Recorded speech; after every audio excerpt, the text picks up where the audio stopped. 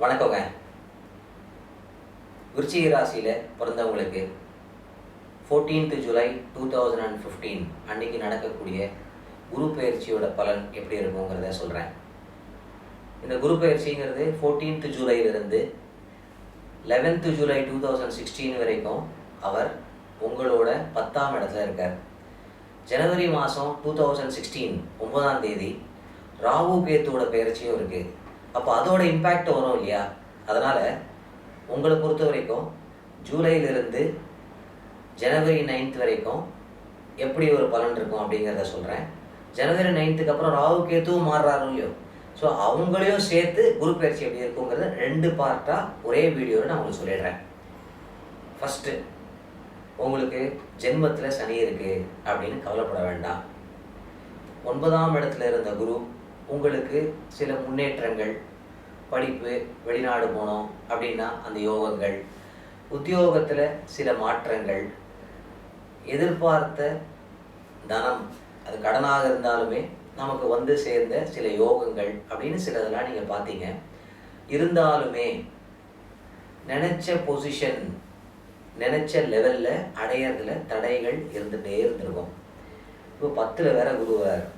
So 10ல் குரு வரும்பொழுது முதல்ல அவர் என்ன பண்ணுவார்னா, நீங்கள் படிக்கிறவராக இருந்தீங்கன்னா தயவு செஞ்சு எஜுகேஷனில் கான்சென்ட்ரேட் பண்ணுங்கள். ஏகப்பட்ட டீவியேஷன்ஸ் வரும்.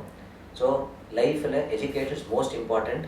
ஸோ அந்த டீவியேஷன்ஸ் வராமல் எல்லாமே நம்ம மைண்டில் இருக்குது. கிரகங்களோட இன்ஃப்ளூயன்ஸ் இருக்கும்பொழுதும் நம்ம தன் முயற்சிகள் எடுக்கும்பொழுது சரியாக வரும். அடுத்தது, உங்களோட கேரியர் அப்படின்னு பார்க்கும்போது சில டென்ஷன்ஸ் இருந்தாலும் வேலைகளில் மாறலாம் அப்படின்ற பொசிஷன் வந்ததுனால் தயவு செஞ்சு ஒரு தரத்துக்கு பல தரம் அனலைஸ் பண்ணி அவசரப்பட்டு டிசிஷன் எடுத்துடாதீங்க. ஏன்னா இப்போ ஒரு ப்ரெஷராக இருக்குது அப்படிங்கிறதுனால இன்னொரு வேலைக்கு போய் அது இதோட ப்ரெஷராக ஆகிடக்கூடாது பாருங்கள். அதனால் மாற்றங்கள் கண்டிப்பாக வரும். அது வராதுன்னு நான் சொல்ல மாட்டேன். பட் கரெக்டான டிசிஷனாக எடுக்கணும் அப்படிங்கிறதுக்காக நான் சொல்ல வரேன். 10ல் குரு வந்தால் பதவி போகும்னு சொல்லுவாங்க. அதனால் இன்னொன்று, உங்களோட ராசிக்கு 2-5 கூடியவனாக இருக்கக்கூடியவர் 10ல் இருக்காருன்னு ஒரு ஆஸ்பெக்ட். அப்படி பார்க்கும் பொழுது இவருக்கு குழப்பங்கள் இருந்தாலும் தெளிந்த சிந்தனையுடன் நம்மளோட வெல்விஷர்ஸ் எல்லாம் கன்சல்ட் பண்ணி நல்ல டிசிஷன் எடுக்கிறதுக்கான சான்சஸ் இருக்குது. ஏன்னா 11ஆம் இடத்துல ராகுவும் இருக்கார். ஸோ எனி முக்கியமான decision in terms of career or business நீங்கள் before November or before December 2015 எடுத்தீங்கன்னா அது நிச்சயமாக உங்களுக்கு யோகங்கள் வரும். ஏன்னா அதுக்கப்புறமா இருக்கக்கூடியது சில சிரமங்களை கொடுக்குங்கிறதுனால சொல்ல வரேன்.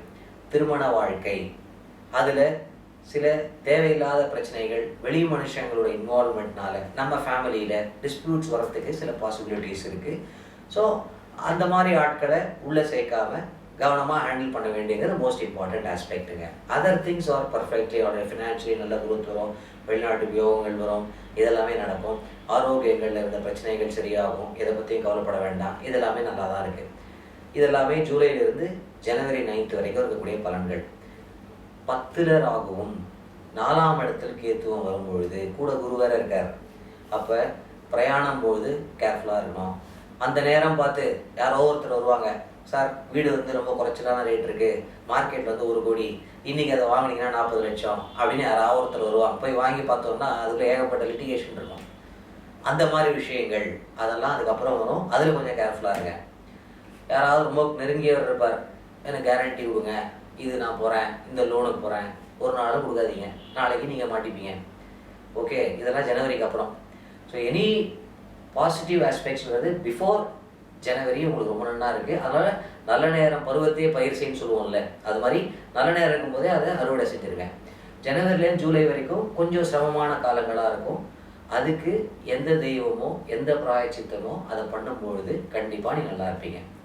இது எல்லாமே உங்களோட விருச்சிக ராசிக்கான ஒரு பொதுவான பலன்.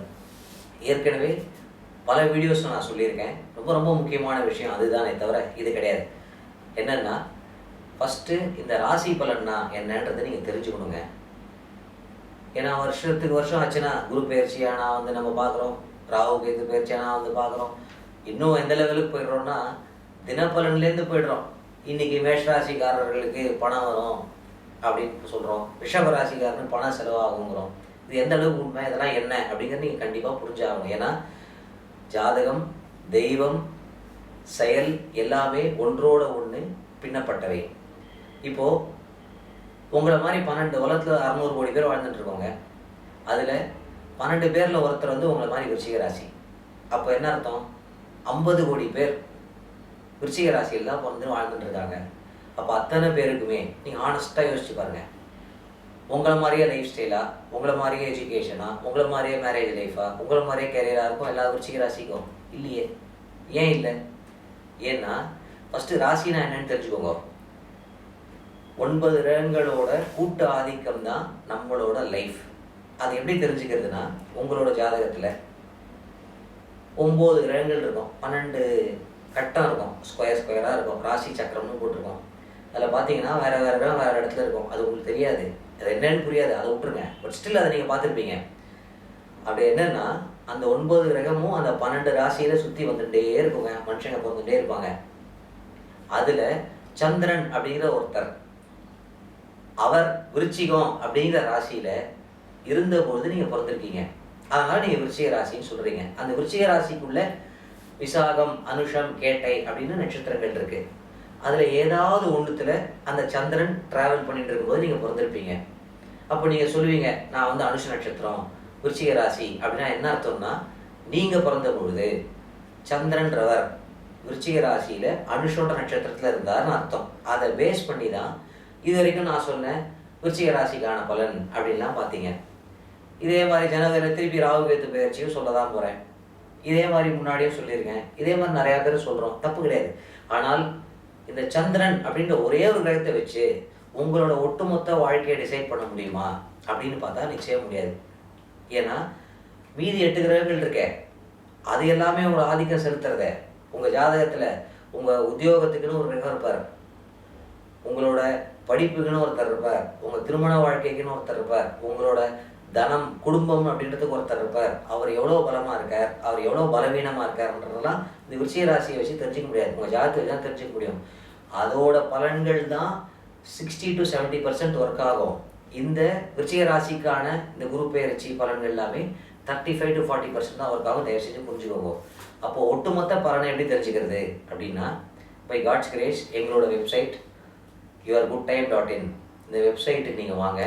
இதில் நீங்கள் ஃப்ரீயாகவே ஒரு அக்கௌண்ட் க்ரியேட் பண்ணலாம். அதில் உங்கள் name, date of birth, time of birth, place of பர்த்லாம் அது கேட்கும். பொறுமையாக சப்மிட் பண்ணுங்கள். சப்மிட் பண்ண உடனே ஃபஸ்ட்டு டைம் இந்த ஹிஸ்ட்ரி ஆஃப் இன்டர்நெட் இந்த world by god's grace again நம்ம சாதாரண நாள் உங்களோட ஜாதகத்துக்கான பலன்களை வீடியோவாக நீங்கள் பார்ப்பீங்க. உங்கள் பாஸ்ட் லைஃப் 2007 2015 வரைக்கும்னு வச்சுக்கோங்களேன். வரிசையாக நிறையா வீடியோஸ் வரும். அதெல்லாம் பொறுமையாக பாருங்கள். அதில் உங்கள் லைஃப்பில் எப்படி நடந்தது அப்படிங்கிறத ஒரு ஓவரால் ப்ரெடிக்ஷன்ஸ் கொடுத்துருப்பேன். ஏன்னா நான் எப்படி பலன் சொல்கிறேன்னு உங்களுக்கு தெரியாதே. அப்போ உங்களை நான் எப்படி பலன் சொல்கிறேன்றதை தெரிஞ்சாதானே நீங்கள் வந்து ஒரு என்னை பற்றி ஒரு ஜட்ஜ்மெண்ட்டுக்கே நீங்கள் வர முடியும். அதுக்காக அதை கொடுத்துருக்கேன். பட் உங்களை பொறுத்த வரைக்கும் உங்களோட ஃப்யூச்சர் அதுதான் உங்களுக்கு முக்கியம். அதுக்கான வழி சொல்கிறது தான் உங்களுக்கு தேவை. அது என்ன அப்படிங்கிறதுக்கு நிறையா சர்வீசஸ் வச்சுருக்கோம். உங்களுக்கு கெரியரை பற்றி தெரிஞ்சுக்கணுமா, உங்களுக்கு வந்து ப்ராப்பர்ட்டி தெரிஞ்சுக்கணுமா, கல்யாணம் தெரிஞ்சுக்கணுமா, நிறையா இருக்குது. அது உங்களுக்கு எது தேவையோ அதை நீங்கள் எடுத்து அதெல்லாம் பெய்டு சர்வீசஸ் எப்படி இருக்குன்னு நீங்கள் அப்புறமா டிசைட் பண்ணிக்கோங்க. இது எல்லாத்துக்கும் இன்னொரு முக்கியமான விஷயம் நான் சொல்கிறேன், அதை கேட்டுக்கோங்க. எப்படி உங்களுக்கு ஜாதகம் இருக்கோ அதே மாதிரி கடவுள்களுக்கும் ஜாதகம் இருக்குது. இந்துமா சமுத்திரன்ற அவ்வளோ பெரிய கடலில் எவ்வளோ தெய்வங்கள் இருக்காங்க பாருங்க. ஒரு தெய்வமாக இருக்கா? இல்லையே. பிள்ளையார், ஆஞ்சநேயர், சிவன், அம்பாள், ஏகப்பட்ட தெய்வங்கள், ஆயிரக்கணக்கு லட்சக்கணக்கில்னு சொல்லுவேன் நான். அவ்வளோ தெய்வங்கள் இருக்காங்க. வேறு எந்த ரிலீஜன்லையுமே எனக்கு தெரிஞ்சு கிடையாது அவ்வளவு. எதுக்காக இவ்வளோ தெய்வங்கள் இருக்குது? தயவு செஞ்சு அதை புரிஞ்சுக்கணும். எப்படி உங்களுக்கு ராசி நட்சத்திரமோ அதே மாதிரி கடவுளுக்கும் உண்டு. நான் ஏற்கனவே முன்னாடி சொன்னேன். இப்போ பெருமாள்னு எடுத்துக்கோங்களேன். இந்த அவ்வளோ தெய்வங்களில் பெருமாள் ஒரு தெய்வம். அவர் எங்கே இருக்கார் அப்படின்னா, சாஸ்திரத்தில் என்ன சொல்கிறா, அவர் இல்லாத இடம் எங்கே இருக்குது? அவர் தூண்லையும் இருக்காருன்னு சொல்கிறோம். அப்புறம் எதுக்கு அந்த பெருமாளை திருப்பதியில் வந்து ஸ்ரீனிவாசன்னு சொல்லணும், காஞ்சிபுரத்தில் வரதராஜர்னு சொல்லணும், இல்லை ட்ரிப்ளிகேன் சென்னையில் பார்சாரதி பெருமாள்னு சொல்லணும், ஏகப்பட்ட இடத்துல வரதராஜ பெருமாள்னு சொல்லணும். எதுக்காக சொல்லணும்? சௌரிராஜ பெருமாள்னு சொல்லணும். எதுக்காக வைக்கணும்? What is the need? இது கண்டிப்பாக இதை ஒவ்வொருத்தரும் தெரிஞ்சுட்டாதான் நம்மளோட வேல்யூவும் மகத்துவம் உங்களுக்கு புரியும். பெருமாள் அப்படின்னா அவரோட நட்சத்திரம் திருவோணம். அப்போ எல்லா பெருமாளுமே திருவோணமா அப்படின்னு பார்த்தா கிடையாது. காஞ்சிபுரம் வரதராஜ பெருமாள் அங்கே போய் பாருங்க, அவர் என்ன நட்சத்திரம்னு கேளுங்க, ஹஸ்தம்னு சொல்லுவாங்க.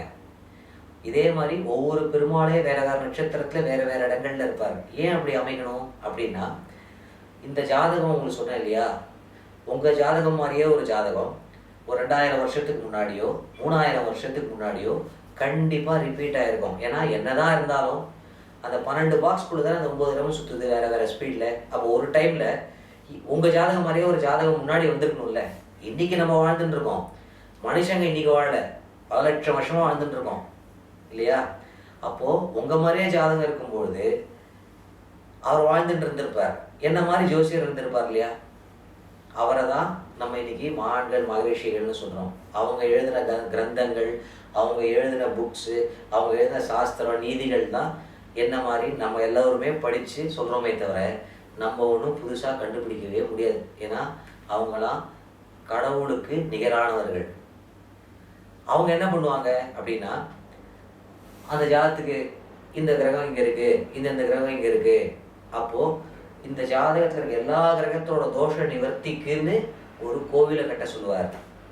அப்படி கட்டினது தான் இன்னைக்கு நீங்கள் பார்க்குற ஒரே பெருமாள். திருவோண நட்சத்திரத்தில் இருக்க வேண்டிய பெருமாள் வேற வேற நட்சத்திரத்தில் இருக்கார். உங்களோட ஜாதகத்துக்குன்னு கோவில் எதுன்றதை நீங்கள் தெரிஞ்சு அந்த இடத்துக்கு போகும்பொழுது தான் உங்களோட தோஷ நிவர்த்தியாகி பரிபூர்ண யோகங்கள் வரும். இதை தயவு செஞ்சு எல்லோரும் கண்டிப்பாக புரிஞ்சுக்கணும். ஏன்னா நம்ம பிற்காலங்கள் என்ன ஆயிட்டோம்னா, இப்போ 7.5 சனி நடக்கிறது, சனி சரியில்லைப்பா, போய் சனிக்கு வந்து நவகிரகத்தை சுற்று, சனிக்கு விளக்கு போடு அப்படின்னு சொல்லுவோம். தப்பு கிடையாது, நல்ல விஷயம்தான். ஆனால் பரிபூர்ண பலன் வரணுமே அப்படிங்கிறது என்னோட உண்மையான ஆதங்கம். சனிக்கு திருநள்ளாறு போய் திருக்கொள்ளிக்காடு போய் ஒரு அபிஷேகமோ அர்ச்சனையோ நம்ம சக்திக்கு ஏற்ற மாதிரி பண்ணுறோன்னு பல பேர் சொல்கிறோம். ஆனால் எல்லாமே நடக்கிறதா அப்படின்னு பார்த்தோம்னா ஹானஸ்ட்லி இல்லை. அதுக்காக அந்த கோவில்கள்லாம் போய் தப்புன்னு ஆயிடுமா? கிடையவே கிடையாது. ஒரு கிரகத்துக்குன்னு நம்ம கோவிலுக்கு போகிறோம், சனிக்குனா ஆஞ்சநேயரை பாரு, இல்லை சனிக்கு திருநள்ளாறு போ அப்படிங்கிறது வந்து ஒரு பொதுவான ஒரு பலன். உங்கள் ஜாதகத்துக்கு அப்படின்ற கோவில் போகும்பொழுது தான் உங்களோட தோஷ நிவர்த்தியாகி பரிபூர்ண யோகங்கள் வரும். அது எதுங்கிறத நீங்கள் வெப்சைட்டுக்கு வாங்க, வந்து பாருங்கள், தேவைப்பட்டுனா தெரிஞ்சுக்கோங்க. அது தெரிஞ்சதுக்கப்புறம் தான் உங்களோட யோகங்கள் எல்லாமே இன்னும் பல மடங்கு அதிகம் வரும். நன்றி, வணக்கம்.